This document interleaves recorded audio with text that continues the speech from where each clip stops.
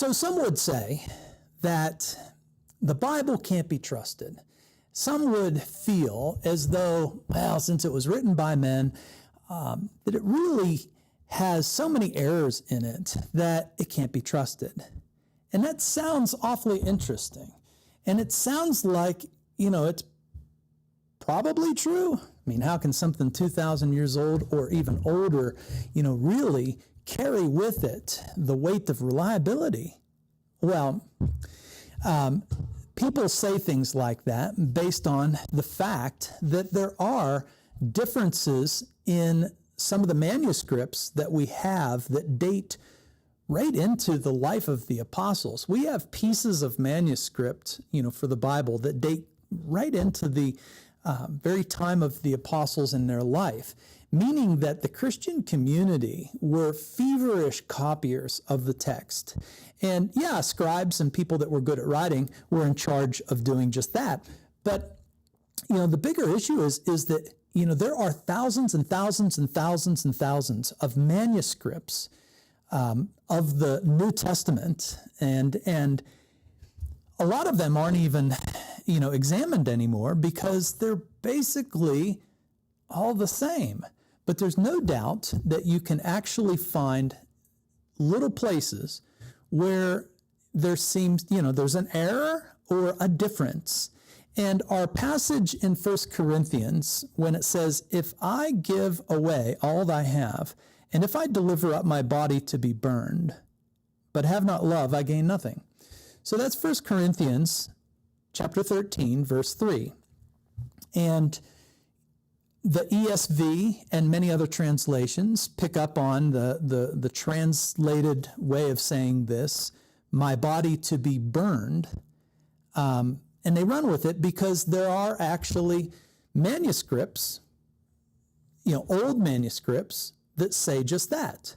But then there are also a bunch of manuscripts that actually say, if I deliver up my body to boast, okay? So burn or boast, which one is it?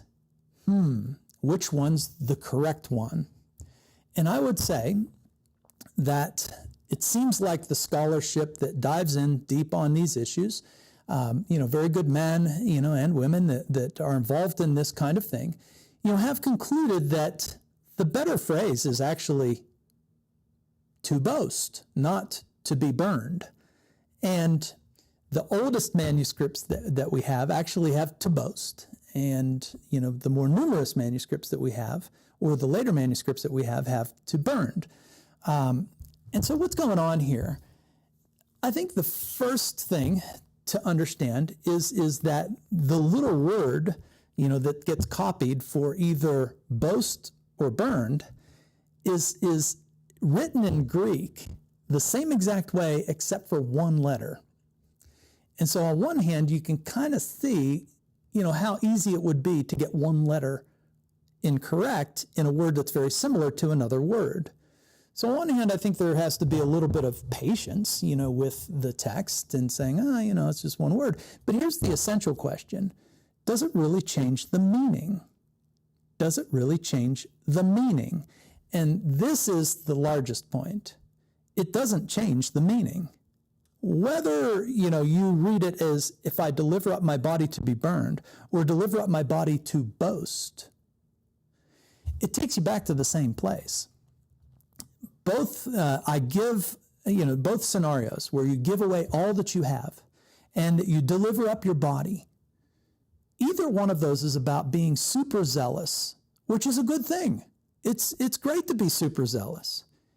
Paul is saying, though, if you are super zealous and you give away all your possessions, and if you are, super zealous and you deliver up your own body, well then, the question is, are you loving? If you're not loving and you do these things, then you gain absolutely nothing. You gain nothing. So it's such a mind-blowing idea that you could be so zealous and not gain a thing for being so zealous. And so the meaning doesn't change. And there's another reason why some scribes probably even liked the word burned rather than boast. Because, in the time of Nero, Christians were being blamed for the fires, of Rome. It wasn't true, but Nero blamed them and gave him great opportunity to, use a scapegoat, the Christians, who were a nothing group, by the way. Nero was not concerned about the Christians, could care less. He just needed somebody to blame because he's the one who set the fires. And he was a little bit of a nut job. And so many people were cast, into different fire scenarios. Some of the first, horrific martyrdom, martyring, scenes that we get in Christianity when it comes to Rome come from this scene. And so people knew that people had been burned by Nero for, supposedly setting the fires of Rome. And the Christian community would have definitely appreciated, the fact that Paul is saying, even if you deliver up your body to be burned and you don't love. And think about that for a second. If you think about that, that means that even if you're that person who was burned by Nero, but you're not loving, you've gained nothing. That's quite a statement. But it still makes Paul's point. I would say boasting is probably the word just simply because in the letter to the Corinthians, Paul has again and again made it clear that there's no real place for boasting. Our boast is in Jesus Christ, and that's it, not in ourselves. And Paul's made that other point in many other ways, and many other times in the letter to the Corinthians. And so this is very consistent with that. But in the end, it really doesn't matter. The point is still the same. And the point is that if you have zeal, if you're super zealous, but you're not loving, you're gaining nothing with all of this zeal. And that is the way that the scribal errors of the Bible, the errors of the Bible, so to speak, and, they go. They never change the real meaning, the easy meaning, that the author has intended. So there's nothing significant in any of these errors that changes the meaning of the text. It doesn't change the meaning of Jesus. It doesn't change, none of them change the meaning of his death and resurrection. None of them change the teaching of Jesus Christ. And here, no matter which way you go, you come out with the same teaching. So, is the Bible reliable? Yeah, it is. It's probably one of the most reliable historical documents that we have. Let me put this point to you. Did you know that the closest manuscript that we have of the Roman emperors and the history of Rome actually dates to the year 1000 AD, which means the earliest manuscripts that we have about the emperors of Rome and the history of Rome are 1,000 years removed from Rome and from the time period.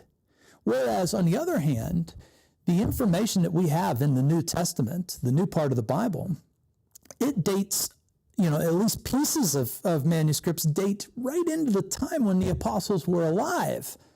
And there are thousands and thousands of manuscripts, from the 100, from the 100s, from the 200s, from the 300s, from the 400s, from the 500s, meaning that the Christian community was, shall we say, hell-bent on making sure that these words were preserved. Hell-bent because they felt these words were so important that they had to get them down so that they could be continually communicated so that people would understand the gospel of Jesus Christ. And so I think a real expert would actually tip their hat to the Christian community for being so concerned about you in the future that they wrote these things down and passed these things around so that they couldn't go away, so that they wouldn't be lost. And they haven't been lost. And the Christian church has actually been a very faithful community in preserving these things and preserving the message. And we still are. It's kind of the hallmark of what it really means to be a Christian, is to be ground into the Word of God. and to continue in that service of making sure that the Word of God is handled well and handled correctly and not abused and not changed. So anyhow, that's my special little segment. I hope it helps. Love you.